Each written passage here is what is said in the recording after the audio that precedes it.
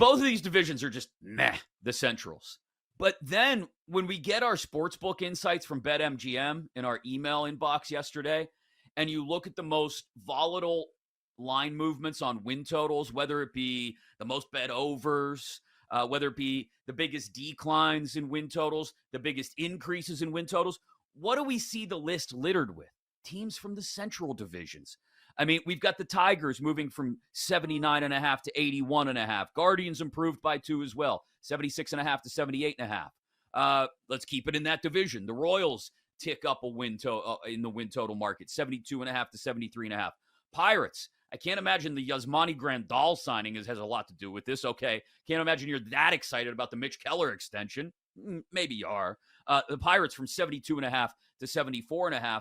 Those are some of the biggest increases. And then the biggest decrease from open to now, also in a Central division, the NL Central. And you understand this with the Corbin Burns trade, Brewers dropping from 78.5 to 76.5. But the most bet overs, both in tickets and handle, all in the Central divisions. Reds, Pirates, Royals, the 3 most bet overs. Royals, Pirates, Tigers, the 3 most bet overs in handle. So here we are, whether we like it or not, J-Rod, talking about these Central division teams because there's lots of volatility in those markets.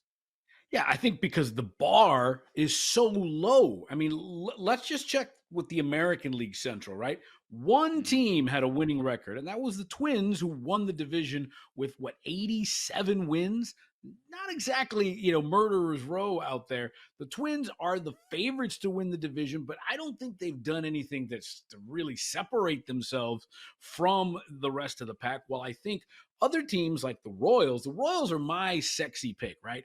And the fact that it went up a tick, I'm glad I got it at 72.5. I like that. I understand this team won 56 games. If it wasn't for the A's last year, the Royals would have been terrible. But the Royals have low-key probably the best player in the American League in Bobby Witt Jr. now that Ohtani has gone over to the National League. Bobby Witt Jr. went 30-49 last year. First 30-30 guy in Royals history. Came a stolen base shy of 30 homers, 50 stolen bases. I think the bar is so low in Kansas City. I even picked them to win the division. Listen, it could be the race to 80. The first team that wins that gets to 80 gets to go to the playoffs. They're all going to be in the hunt for the wild card. Yes, even the White Sox, that second wild card. It's going to be it's going to be a fun division because it's going to be a bad division. And I can understand it when it's so low. Sure, I'll throw a couple of shekels on there. I'll throw some pizza and beer money because, again, that's why I picked the A's at over 56.5. You think they're going to just run into some wins. But I think Kansas City, in my case, I think they're actually going to be pretty good.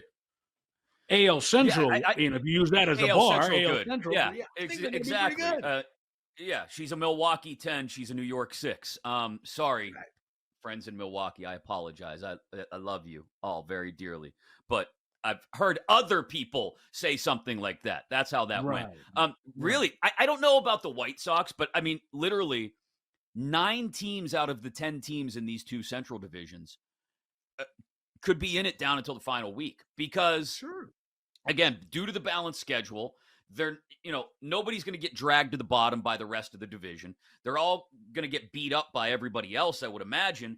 And so, like you said, get to 82 wins. And I think 9 of these 10 teams are capable of getting to 78 wins. They're capable of 78 wins. You get to that number, that means you're going to be within shouting distance of not just your division lead. Yeah. Not just your division lead, but probably within shouting distance of a wild card as well, right down until the bitter end. So I do understand some of those flyers, some of that movement that you mentioned on like the Guardians and the Pirates, the Royals. You laid out a good case for them as well. I understand the 2-win decline on the Brewers win total, again, because of the Burns trade, what it does to their rotation. That lineup is what? It's Yelich and Hoskins. And Hoskins, what's he going to look like? And so I do understand some of these most bet overs being on the Reds. The Reds at just 82.5, given Ellie De La Cruz and another year of development, everything going on in Cincy.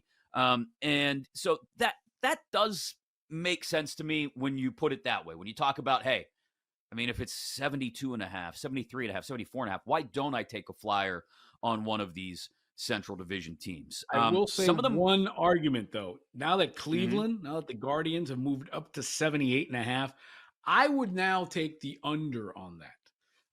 Because listen, Terry Francona is no longer there. He has retired, Right. new manager. There's no offense there. Other than Jose Ramirez, there is no. And by the way, I love my Latin people, but Jose Ramirez is a generic name, and he's like a generic superstar. There is nobody there other than Jose Ramirez. You know what I mean? The pitching staff, new manager. What I mean, Terry Francona kind of has that Eric Spoelstra kind of wills your team into. Guardians are as generic beer, man. So 78.5, I may just jump on that under because I don't think they're going to get to 78. Yeah, if Josh Naylor has a decent year at the plate, gives Ramirez a little cover in the lineup, maybe. But still, that's what we're talking about in the middle of that order. There's not a lot there. So 78.5 might be a little tight for the Guardians. Pete Alonso plus 750 for home run leader. I believe this is a contract year for him with the New York Mets. So big year. He's going to need a big year if he wants the big moolah. So I ask you guys, 2-minute drill. Pete Alonso plus 750 for the home run leader. First of all, plus 750. Guy hit 53 home runs in 2019 when he led the majors in home runs. 46 last year in a walk year. He got 20 million in arbitration, but the Mets don't seem to be interested in talking about. And he's going to give $1,000 for every home run he hits to animal shelter. So there's your narrative right there. So hopefully he's given at least $50K to animal shelters across the country. Every dinger he hits. I like it. I'll take 750. I don't think he'll get it. I think my horse in this is Jordan Alvarez, but I am interested at those numbers plus 750. I mean, you got Judge, you got Olsen, who led the majors last year, Schwarber all ahead, and Peter, ahead of Alonso. I'll take the 750, but I love Jordan more at 14-1.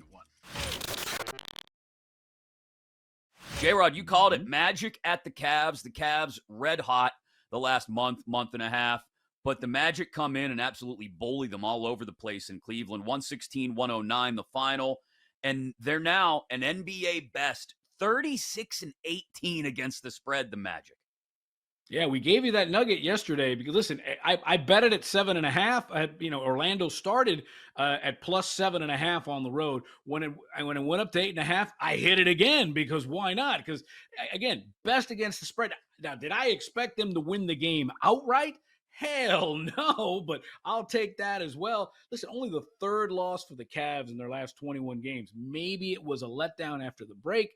Maybe Orlando came more, prepared and more ready. Listen, Orlando is, I think, hungrier than Cleveland because Orlando's fighting in that play-in game, fighting for that division with the Heat. And I love Orlando. I've been watching a lot of their games this year because I've been big on Banchero assists, big on Wagner points and rebounds. Been watching a lot of them, and this team has got it. I mean, are they going to win the title? No, but they are just a tough out. And again, once again, they covered. So keep hammering the Magic, especially if you're getting 7.5, 8.5. Yeah. I know Cleveland has been great, but once again, this is why I have my doubts about the Cavs. Yeah, it's a great call by you yesterday on the Magic. We also hit some other NBA games.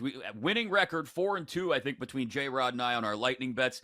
Mavs covering. And by the way, I forgot to mention this. If for as much as I'm liking the Magic, maybe we need to start thinking about fading the Cavs a little bit moving forward.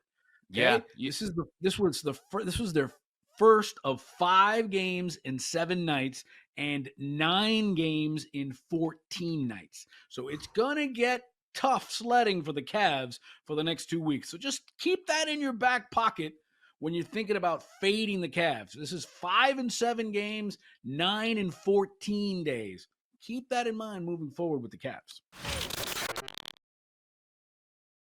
Houston obviously coming off of a massive home win against a really tough Iowa State team. Now they're going on the road, at a Baylor team, as you mentioned, that, number 11 ranked in the country, but their resume definitely needs some polishing. And I could definitely see this as a game where just the home environment, the desperation. And I'll be interested to see sort of, because, sometimes the KenPom projections don't end up matching. I mean, there's been some distance at times this year between what the KenPom projections are and what the spread ultimately is. So I would not be – I think the projections have it Houston -3. I would not be shocked at all if this opened much closer to a pick 'em just because of the situation, just because of the spot. I think with Houston, and I love them. Obviously, they used to be in the AAC, and every time they came to town, I try to go because I'm just such a fan of what Kelvin Sampson does and the way he runs his program and how tough that damn team is. But there is something to be said for, and I don't know if it's just how their style and their physicality, they just tend to get to March and run out of gas, it feels like. I mean, that Final Four run, I believe they played 4 or maybe even 5 straight double-digit seeds. I think it was 4, though. I think it was 4 double-digit seeds to get to the Final Four. And outside of that, it's been, relative to where Houston's been every year, a little underwhelming.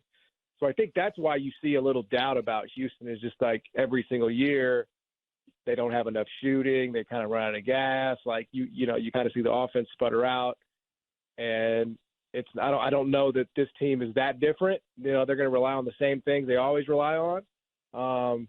And we'll see if, they have enough juice to make a deep run here.